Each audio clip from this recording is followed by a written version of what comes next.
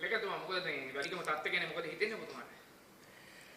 වැලිගම තත්ත්වය නම් ඊටාම භයංකර තත්ත්වයක් ඇති වෙලා තියෙන්නේ මේ රටේ. මොකද අපි දැක්ක වැලිගම ප්‍රාදේශ සභාවේ බලය අල්ලන්න කලින් තමන්ගෙම දෙන්නෙක්ව මේ පැහැරගෙන ගියා. ඒක ගැන අද වෙනකල් කිසිම නැහැ පරීක්ෂණයක් කළා කිසිම වර්ධකරුවෙක් එළියට ඇවිල්ලා නැහැ. රජේ වාහනයකින් අරන් ගියා කියලා ඒ පස්සේ කාරණා එළියට ආවා.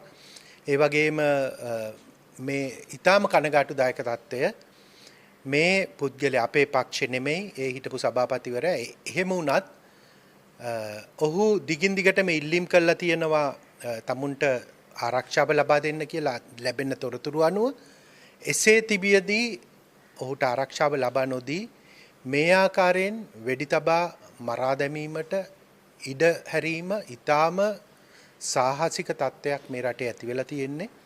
විශේෂයෙන්ම කියන්න ඕනේ මේ වගේ තත්ත්වයක් අපි දන්නවා අවුරුදු 30ක භයානක යුද්ධයක් තියුණා. හැබැයි LTT සංවිධානයවත් මේ වගේ මේ බය නැතුව කාර්යාලය ඇතුළට ඇවිල්ලා මේ විදිහට තමුන්ගේ විරුද්ධවාදීන්ව වෙඩි තබලා ඝාතනය කිරීමේ ක්‍රියාවට පෙළඹුන්නේ නැහැ. නමුත් ජනතා විමුක්ති පෙරමුණ ආණ්ඩුවක් යටතේ රටේ මේ වගේ තත්ත්වයක් ඇති වෙලා තියෙන එක මං හිතන්නේ ඊටාම භයානක තත්ත්වයක්. මේ රටේ ප්‍රජාතන්ත්‍රවාදයට දැඩි හානියක් ඇති කරන තත්ත්වයක් හැටියට තමයි අපි දකින්නේ. කොහොමද මේ කියන්නේ මේ දැන් මේක කොයි පැත්තකට කැරගේ කියලාද ඔබතුමා හිතන්නේ? කියන්නේ ඔබතුමාලට උනත් මාර යන්න බෑ විශේෂයෙන් දැන් නාමල් රාජපක්ෂපත් යනවා එහෙම හැමෝම යනවා. කොයි පැත්තට මේක